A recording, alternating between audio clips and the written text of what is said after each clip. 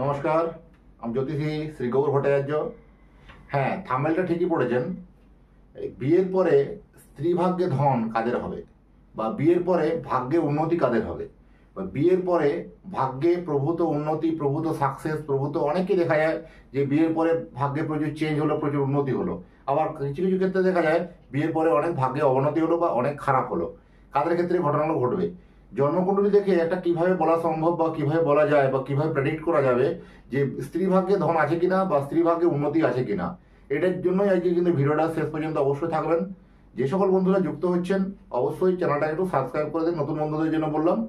আর যারা তো পুরনো বন্ধু আছেন তারা তো অলরেডি সাবস্ক্রাইব করেই আছেন, এবং যারা ফেসবুক থেকে দেখছেন পেজটা অবশ্যই ফলো করে দেন।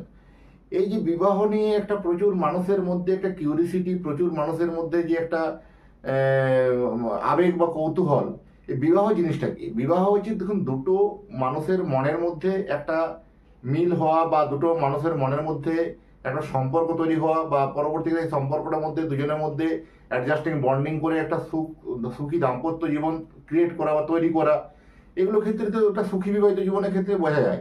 এবার বিবাহের পরে এই দেখুন, যদি জন্মকুণ্ডলী একটা খারাপ কোনো সিমটম থাকে তখন একটা বিভীষিকাময় একটা দিন চলে আসে। সেই সব বিভীষিকাময় দিনগুলোকেও যাতে না আসে, বা বিভীষিকাময় দিনগুলোকে কিভাবে বোঝা যাবে, একটা জন্মকুণ্ডলী নিরিখে সাধারণ মানুষ, যে কোনো মানুষই এটা বুঝতে পারবে। প্রত্যেকটা আমি পয়েন্ট টু পয়েন্ট কিন্তু আলোচনা করব। আমি জ্যোতিষী শ্রী গৌর ভট্টাচার্য। আমার চেম্বার হলো সারা ভারতবর্ষে একটাই চেম্বার, প্রতাপ বাগান 6 নম্বর সরণি, বাঁকুড়া। প্রত্যেকদিন একই জায়গায় বসি। যারা আসতে চাইছেন দেখুন বুকিং নাম্বার দেখা যাচ্ছে স্ক্রিনে, সেই স্ক্রিনের বুকিং নাম্বারে ফোন করে অতি অবশ্যই আসুন। প্রত্যেকদিন 10 জন করে নাম লেখানো হয়েছে, 10 জনের মধ্যে নাম লিখিয়ে আসুন। বা আপনি অনেক দূরে যদি থাকেন, বাঁকুড়া থেকে অনেক দূরে থাকেন, যাদের পক্ষে বাঁকুড়া চেম্বারে আসা সম্ভব নয়, তারা অনলাইন প্রেডিকশন নিতে পারেন। অনলাইন প্রেডিকশন নিতে হলে কি করতে হবে, আপনার নাম, জন্ম তারিখ, জন্ম সময়, জন্মস্থান, এই তথ্যগুলি আমাকে টুক করে পাঠিয়ে দিন, এবং পুঙ্খানুপুঙ্খভাবে জন্মকুণ্ডলীটাকে প্রপারলি অ্যানালাইসিস করে আপনাকে ডিটেলস জানানো হবে। তার জন্য যে পারিশ্রমিক ফিজ আছে, সেই ফিজটা আপনাকে অনলাইনের মাধ্যমে পে করতে হবে, ফোনপে, গুগল পে, যেটা খুশি সুবিধা হবে। মানে আমার কনসালটেন্সি ফিজ হচ্ছে 1100 টাকা, সেই 1100 টাকাটাকে অনলাইনের মাধ্যমে পে করতে হবে। যে কথা না বাড়িয়ে মূল আলোচনায় ফিরে আসি, যেটা আমাদের মূল আলোচ্য বিষয় ছিল আজকে, স্ত্রী ভাগ্যে ধন বা বিয়ের পরে ভাগ্যে উন্নতি।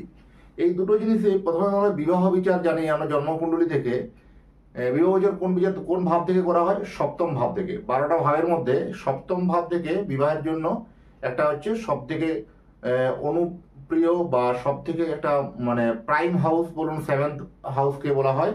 বা এই 7th হাউস থেকে কিন্তু বিবাহের বিচার, বা তার স্ত্রী কেমন হবে, স্ত্রী যাবতীয় পার্টনারটাকে আমরা কন্ট্রোল করি।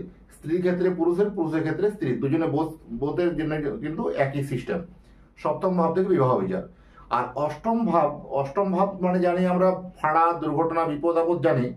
কিন্তু জন্মকুণ্ডলীতে এখানে অষ্টম ভাব মানে বোঝানো হয়েছে, যখন আমি স্পেসিফিক ভাবে কোনো বিবাহের বিচার করব, অষ্টম ভাবকে হচ্ছে সপ্তমের দ্বিতীয় ভাব। মানে 7 নম্বর থেকে যদি গোনা হয় তাহলে 7-এর থেকে 2 হচ্ছে অষ্টম ভাব।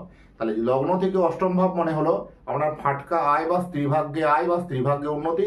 এই বিবাহের পরে বিভিন্ন আপনার এই বিবাহের পরে পণ পাওয়া বা পণ প্রথা বা প্রচুর উপঢৌকন পাওয়া বা প্রচুর গিফট পাওয়া, এগুলো কিন্তু অষ্টম ভাব থেকে বোঝা যায়। বা বিবাহের পরে আনএক্সপেক্টেড গিফট, হঠাৎ করে ধরুন বিবাহের সময় কিছু পান, ঠিক আছে, কিন্তু জন্মকুণ্ডলীতে আপনার অষ্টম ভাবে হয়তো বৃহস্পতি বসে আছে। এই বৃহস্পতির জন্য আপনাকে একটা না একটা দিনই আপনাকে কিন্তু একটা আনএক্সপেক্টেড গেইন কিন্তু দেবে। আমার অষ্টমে বৃহস্পতি থাকে, যখন থাকে তখন ক্লায়েন্টদেরকে যখন বলি আমি যে গেইন উইদাউট পেন, মানে বিনা কষ্টে অর্থ উপার্জন বা বিনা কষ্টে অর্থ আয়, এইরকম একটা প্রবণতা কিন্তু জন্মকুণ্ডলীতে কিন্তু থাকে। সেগুলো কিন্তু অষ্টমে বৃহস্পতি তাহলে হবে। তাহলে অষ্টম ভাবটা কিন্তু হলো আমার বিবাহের জন্য পণ ভাব বা উপঢৌকন ভাব।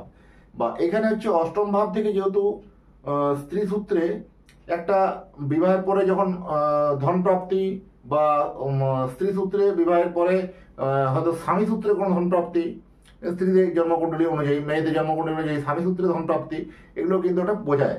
তাহলে সপ্তম ভাবে যদি কোনো জন্মকুণ্ডলীতে সপ্তম পতি, 7 নম্বর ঘরের যে মালিক, সেই সপ্তম পতি কোনোভাবে যদি অষ্টমে অবস্থান করে, তাহলে কিন্তু বিবাহের পরে প্রচুর প্রচুর ভাগ্যে উন্নতি করাই সম্ভব বা করা যায়। এদের বিবাহ ক্ষেত্রে হবে। এই লিঙ্কগুলো থাকবে, 3টা লিঙ্ক তোমার বলবো আমি। ফার্স্ট হচ্ছে সপ্তম পতি অষ্টমে অবস্থান করতে হবে। এটা একটা ভেরি গুড একটা মানে কনজাংশন বা ভেরি গুড একটা আপনার যোগ তৈরি হচ্ছে সপ্তমপতি অষ্টমে, এটা কিন্তু ভালো শুভ লক্ষণ বলে মনে করা হয়। আবার অষ্টমপতি যদি কোনোভাবে অষ্টমভাবে বৃহস্পতি থাকে, অষ্টমে কোনোভাবে যদি বৃহস্পতি থাকে, সেটাও ক্ষেত্রে যথেষ্ট ভালো শুভ। আর 3 নম্বর হচ্ছে জাতকের জন্ম ছকে বা জাতকের জন্ম কুণ্ডলিতে যদি দ্বিতীয় পতি বা দ্বিতীয় নম্বরের হাউস বা সেকেন্ড হাউসের অধিপতি কোনোভাবে যদি অষ্টমে অবস্থান করে, এটার জন্য কিন্তু অত্যন্ত শুভ বা অত্যন্ত ফলপ্রদ মানা হয়। এটা কিন্তু বিয়ের পরে প্রচুর ভাগ্যে উন্নতি করতে পারে।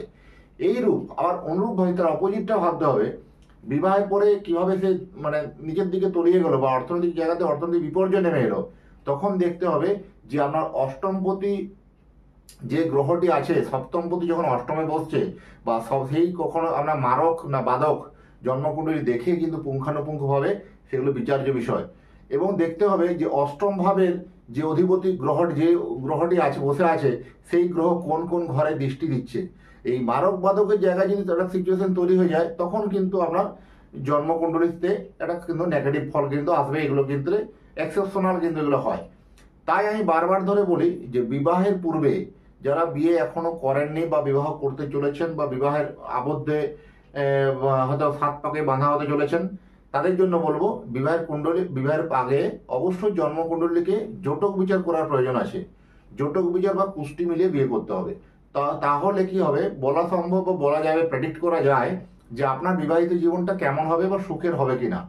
অনেক সময় দেখা যায় বিবাহিত জীবনে নানান একটা হঠাৎ করে কোনো তৃতীয় ব্যক্তির আগমন, হঠাৎ করে কোনো একটা আর্থিক বিপর্যয়, হঠাৎ করে কোনো একটা রিলেশন একটা বিপর্যয়, এরকম আসার জন্য কি হয়, দাম্পত্য জীবন অনেক দাম্পত্য জীবন কিন্তু নষ্ট হতে চলেছে বা নষ্ট হয়ে যায়। এইরূপ প্রচুর আমি জন্মকুণ্ডলী কিন্তু অ্যানালাইসিস করেছি, প্রচুর জন্মকুণ্ডলী দেখছি। সেগুলো থেকে আমি একটা অভিজ্ঞতা নিয়ে কিন্তু বলতে পারি আপনাকে যে যেহেতু আমি প্রফেশনে 2010 সাল থেকে প্রায় 15 বছর আমার অতিক্রান্ত হয়ে গেল, তো 2010 সাল থেকে এই প্রফেশনে আমি যুক্ত আছি। যদি বিবাহ নিয়ে কোনো প্রশ্ন থাকে বা বিবাহিত জীবন নিয়ে কোনো প্রশ্ন থাকে বা বিবাহিত জীবন নিয়ে কোনো সমস্যা থাকে, নির্দ্বিধায় আপনার জন্মকুণ্ডলী, জন্ম তারিখ, জন্ম সময় নিশ্চিন্তে পাঠান।